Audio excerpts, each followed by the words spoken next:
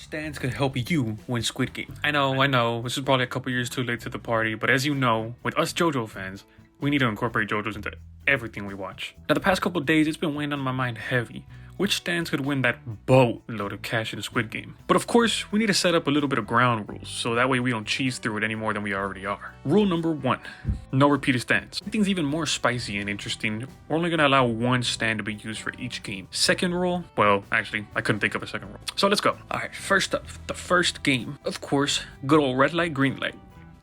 Now there's no better stand for this game than the World. Could go with Star Platinum, but the reason why I chose the World is because he has a longer time stop, with 11 seconds as opposed to Star Platinum's 5 seconds. I mean, come on, in a game where even the slightest mistake at the wrong time could be life or death, you'd want any second you can get. Now of course the strat with this would be as soon as the song starts playing, you stop time and you start hauling your ass over there. Now with doing a little bit of research, I found out that in the show, it took around 6 hours for the game to be complete, which is complete BS if you ask me. Like, come on, you're really telling me people were standing still for 30 minutes and didn't get shot? But I digress. Anyways, to calculate how many time stops it would take you to actually complete the game, I found out that from the starting line to the finish line, it is around 109 yards. Now, that's just 11 yards shy of it being the amount of a whole football stadium. And with a little extra research, I found that it takes around 40 seconds for the average person to run the whole football field. That means it would take you around 4 time stops to complete the challenge. 40 seconds compared to 6 hours of the game sounds like a pretty good trade-off if you ask me. So while the others are fighting tooth and nail to make it across that finish line, you just sit there and relax.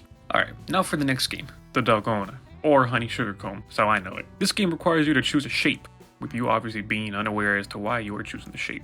And those shapes are between a circle, triangle, star, and umbrella.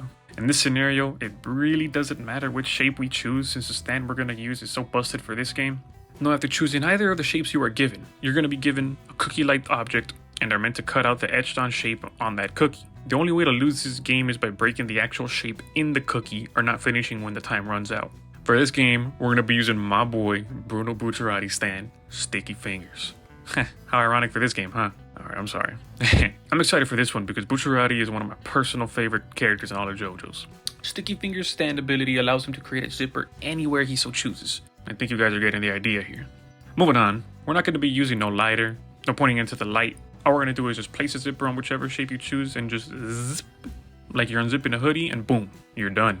You got your shape out in one whole piece. Now for bonus points, you can eat the cookie right in front of one of the guards' faces because you just saved them a bullet. Anyways, let's move on to the next game. Now for the next game, it is and isn't a game at the same time. It was something sprung upon that I'm sure the people watching over the game intended to happen, that being the lights out scene. This scene had a pretty much all out brawl occur in the room, where pretty much everyone would just be off in one another until the guards walk in and put an end to it. This is the one I'm personally the most excited for because of how simple and funny it's going to be to actually win this game. Alright, for this game, we're going to be using the stand 20th Century Boy from JoJo's Part 7. This stand has the ability to make the user completely invulnerable to all damage by redirecting incoming attacks to the ground or to the air when the stand is activated. The only downside of the stand is that you are rendered completely immobile while you have the stand activated. But that's no worry with this game because all we're trying to do is pretty much just wait out the clock.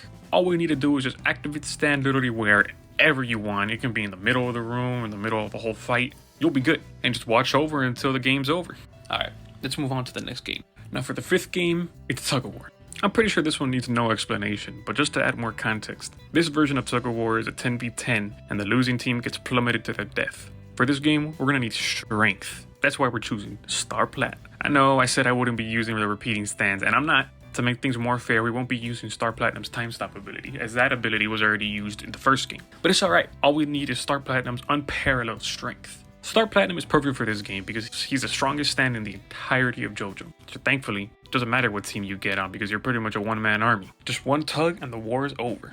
I know, I'm sorry, that one was pretty bad, but I just had to do it. Anyways, let's move on to the next game. For the 6th game is going to be marbles. The objective of the game is to get into pairs and unanimously agree to play whichever marble game you and your partner agree on. Once one partner ends up losing all of his or her marbles, they lose and are eliminated from the game. Now, how we're going to win this stand doesn't really matter which game you come up with because you're going to win every single one. The stand we're using is Dragon's Dream from Part 6, Stone Ocean. People always seem to have trouble understanding how this stand actually works, but not me. In simple terms, Dragon's Dream is a sentient compass that shows the location in which luck is the strongest at the time, whether it be north, east, south, or west. Think of it like having a lucky rabbit's foot just by being in the right direction. So all you need to do to win is to stand in the direction that luck is the most favorable in at the time, and you can literally do anything. I mean, completely throw the marble with your eyes closed or airball it, and you'll win. That's just how strong this stand is. With this dub in the bag, let's move on to the next game. We're finally on the second to the last game in the show, this being Hopscotch. Now, the objective of this game is to blindly choose a vest with a number on it, later finding out that these numbers indicate who goes in what order, and then proceeding to the starting area. In front will be multiple rows of glass floors, and one on each row is heavily reinforced and can sustain numerous people on it, while the other is consisted of a very cheap and fragile glass that will break with only one person. Now, these floors of glass alternate each row, so it is literally a fatal guessing game, and pretty unfair if you ask me. That's why I saved the most broken and unfair stand for this one, that one being Heaven's Door. Heaven's Door's stand ability is to be able to open someone up like a book and read everything about them, and even write things you want added to their person, whether that be a whole other language, a new fear, or even an action you want them to do. Now, the only way to lose this game with Heaven's Door is to choose the vest with number 1 on it, since, you don't have to be the first one taking a step, and if you guess wrong, well, let's just say you'll be seeing Heaven's Door. Okay, I'm sorry, that was the last one. So choose any number but 1. Now, from then on, at least one person has gone. Let's say you chose number 7. Well, you would have 6 people in front of you, hoping for them not to have already sunken, that is. And just simply write into them and the people behind you to just keep on taking steps. That way, everybody will make a complete and clear path for you to win. Now, with that game done, let's move on to the last and final game. We finally made it. After all of those easy wins, which should have been brutal and traumatizing to say the least, we finally made it to the final game, the actual Squid Game. Now, to be honest with you, I have absolutely no idea how this game is played. Neither did any of the people I've talked to about it, nor Mr. Beast. So if Mr. Beast didn't do it in his video, then neither am I. But one rule they included in the game was that you could fight each other to the death. So grab whichever physically gifted stand you want and claim that prize money. And that's it. I think every stand in this list fits each game like a glove, like it was made to win their games. Alright guys, welcome to the end of the video. Thank you so much for sticking around to the end, and please let me know if you'd like to see more videos like this, or leave some video suggestions that you guys would like to see down in the comments below. I'm very new to this whole YouTube thing, so I would very much appreciate it if you guys could leave your thoughts on the video in the comments and let me know what I can improve on. I know it can definitely be the editing, but things like the pacing of reels dragged on and too much filler fluff. But that's about it. Thank you so much, and I hope you guys have a great rest of your day.